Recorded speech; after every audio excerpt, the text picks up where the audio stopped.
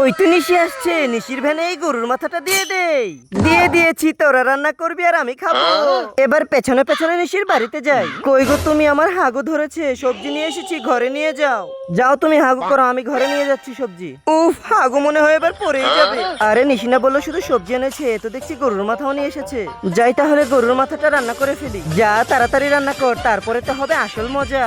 বন্ধুরা, তুমি যদি গরুর মাংস পছন্দ করো, ভিডিওতে একটি লাইক করে দাও। তোমার কাছে গরুর মাংস খেতে কেমন লাগে তা কমেন্টে লিখে যাও। আরে তুমি এত বড় গরুর মাথা পেলে কোথায়? তুমিই না গরুর মাথা নিয়ে আসলে। আমি কখন আবার গরুর মাথা নিয়ে আসলাম? আমি না সবজি নিয়ে আসলাম শুধু। হাগুর চাপে মনে হয় তুমি সব ভুলে গিয়েছো। তাই মনে হয়। এবার লবণ, মরিচ, আদা, রসুন ও অন্যান্য মশলা দিয়ে ভালো করে আস্ত গরুর মাথাটাকে রান্না করে নেব। এবার স্পেশাল মরিচ মাখা দিয়ে মাথাটা মাখিয়ে নেব। হয়ে গিয়েছে গরুর মাথা রান্না, এবার খাওয়া শুরু করো। এই তোরা ছবি না এই গরুর মাথা, এই গরুর মাথাটা আমার। সেই রাস্তায় তোর ভ্যানে গরুর মাথাটাকে আমি দিয়ে দিয়েছিলাম, এবার আমার মাথা আমি নিয়ে গেলাম। আরে কি করে?